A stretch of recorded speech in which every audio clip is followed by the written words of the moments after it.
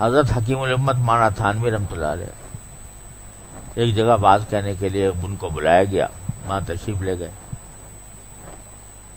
اور وہ سارا جب وہ جس جگہ بات کہنے کے لیے بلایا گیا تھا وہ سارا حلقہ جو ہے وہ ان حضرات کا تھا جو حضرت تھانوی رحمۃ اللہ علیہ کو معاذ اللہ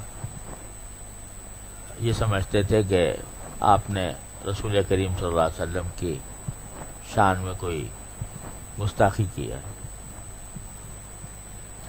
محض غلط فہمی کی بنیاد پر، اور ان چیزوں کے قائل تھے جو حضرت تھانوی رحمۃ اللہ علیہ کے مسلک میں مناسب نہیں تھی یا جائز نہیں تھی، میلاد، قیام وغیرہ مثلا۔ تو جب حضرت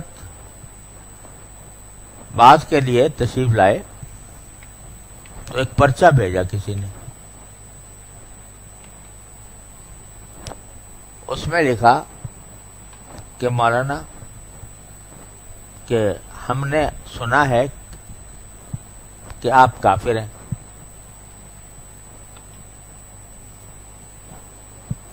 دوسرے ہم نے سنا ہے کہ آپ جلاہے ہیں، جلاہے ہیں، جلاہا جانتے ہو نا، وہ جو پہلے زمانے میں اب بھی ہوتے ہیں جو ہیں کپڑا بنتے ہیں، تو ذرا وہ جلاہے کو ایک کمتر پیشہ سمجھا جاتا تھا، اس وجہ سے اس نے کہا کہ آپ جلاہے ہیں۔ اور تیسری بات یہ ہے کہ آپ نے اگر کوئی واعظ میں کوئی اختلافی بات بیان کی تو ہم برداشت نہیں کریں گے۔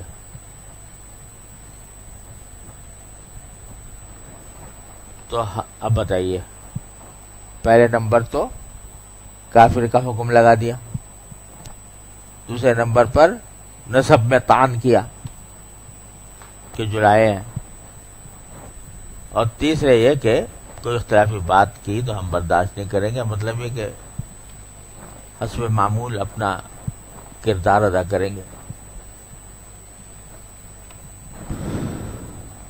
تو حضرت جب تشریف لائے تو اس کا کیا جواب دیا؟ جواب یہ دیا کہ بھائی ایک پرچہ آیا ہے میرے پاس،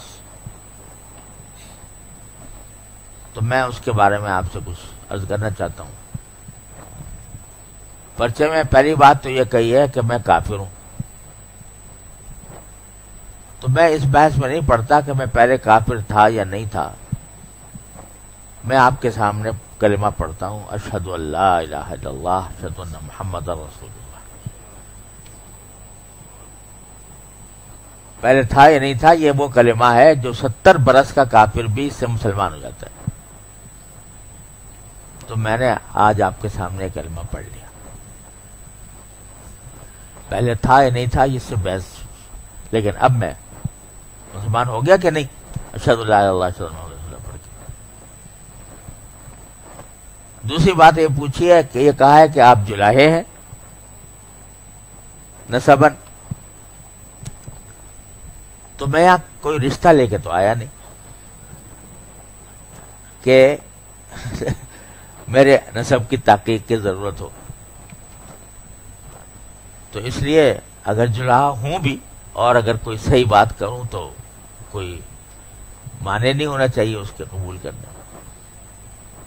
تو اس بحث میں بھی پڑھنا فضول ہے کہ میں جلاہا ہوں یا نہیں ہوں۔ اگر کوئی رشتہ لے کے آیا ہوتا تو بے شک آپ تحقیق کرتے۔ تیسری بات جو فرمائی کہ اختلافی مسائل نہ بیان کرنا، تو پہلی بات یہ ہے، میں کہتا ہوں کہ میں یہاں خود سے نہیں آیا ہوں، میں یہاں کسی دعوت پر آیا ہوں بات کرنے کے لیے۔ اگر آپ حضرات نہیں چاہتے تو ایک آدمی بھی کھڑا ہو کر کہہ دے کہ ہم آپ کی بات نہیں سننا چاہتے، میں چلے جاؤں گا۔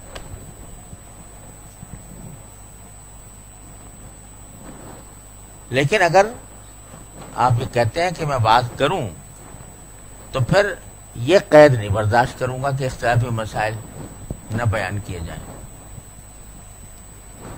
کیونکہ میرا عادت اختلافی مسائل بیان کرنے کی نہیں ہے، دین کی مثبت باتیں بیان کیا کرتا ہوں۔ لیکن اگر اثناء کلام میں کوئی اختلافی مسئلہ آ جاتا ہے تو میں چھوڑتا بھی نہیں۔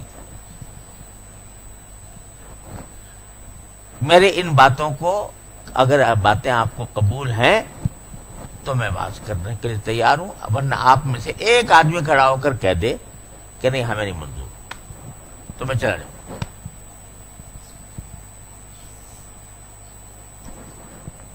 اب سناٹا چھا گیا،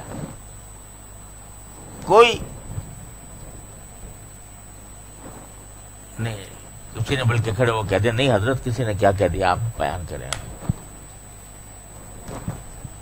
تو بیان فرمایا، اور اللہ کا کرنا ایسا ہوا کہ سارے اختلافی مسائل جو تھے جو اس حلقے میں جرائز تھے ان تقریباً ان سب کا بیان ہوا۔ لیکن بیان کس طرح ہوا کہ اس میں کوئی طعن نہیں تھا، کوئی تشنیع نہیں تھی، کوئی اس میں دل آزاری نہیں تھی، اس میں کوئی ایسے الفاظ نہیں تھے کہ جو دوسرے کو کی تذلیل و توہین کے الفاظ ہوں۔ تو لیکن جو حقیقت تھی مسئلے کی وہ بتا دی اپنے نزد۔ اور پھر جب بعض پورا ہوا تو جو صاحب جنہوں نے پرچہ بھیجا تھا وہ کھڑے ہو گئے، انہوں نے کہا حضرت جو پرچہ بھیجا تھا میں نے بھیجا تھا، اور میرے ذہن میں جو کچھ بھی آپ کے بارے میں اشکالات تھے آج آپ نے سب ختم کر دی۔